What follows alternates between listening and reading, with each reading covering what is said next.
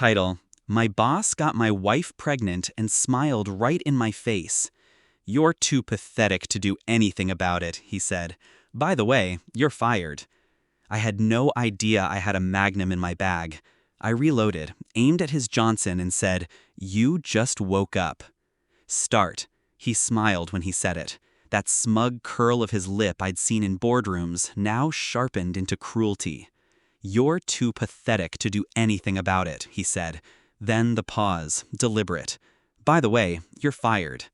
I remember gripping the strap of my bag so tight my knuckles went white. I hadn't even planned it. The Magnum was just there, buried in the bottom, almost forgotten. The weight suddenly mattered. My pulse slowed. My world shrank to his grin, my wife's betrayal, and the echo of his laughter inside my skull. And that's when the monster woke up. He wasn't always the enemy. Once, he was a mentor, a man I admired, learned from, even toasted to in front of colleagues. He taught me how to navigate the shark tank of corporate politics. He made me believe loyalty still had currency. I introduced him to my wife, a dinner, wine, laughter. He was charming, too charming, but I ignored the unease. You don't expect a man you trust with your career to eventually take your life apart. But he did. It started with her late nights, excuses wrapped in half smiles. "Don't wait up." I wanted to believe her, but suspicion rots patience. Then came the text I wasn't meant to see. His name, his words, too familiar, too intimate.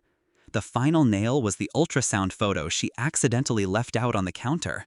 His child, not mine. My stomach sank, but my eyes sharpened. Pain became fuel. Grief became strategy. I stopped asking questions. I stopped confronting. I smiled back at him in the office. I played the fool. Because fools are invisible until it's too late. I spent weeks preparing, quietly, methodically. First, information. His offshore accounts, discovered through a hacked email. A trail of bribes.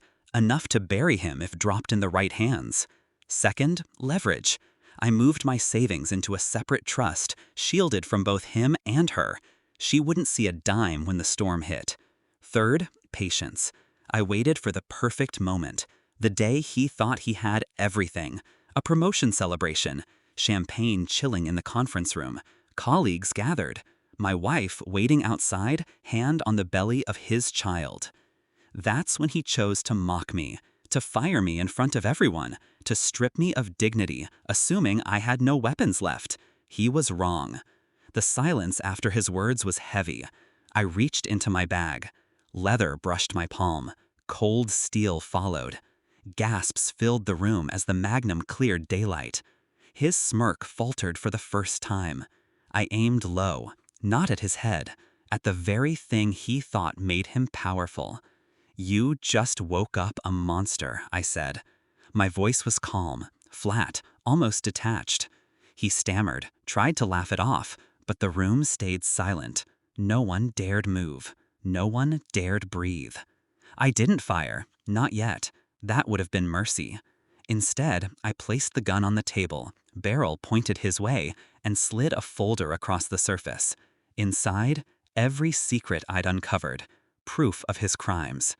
By the end of today, I whispered, your career will be dust, your accounts frozen, your name a stain. He reached for bravado, but his hands trembled. The monster was no longer me. It was the truth in that folder.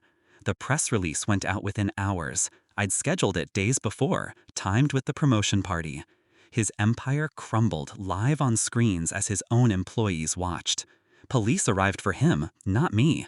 Embezzlement, fraud, corruption. He tried to protest, but the evidence was ironclad. And my wife?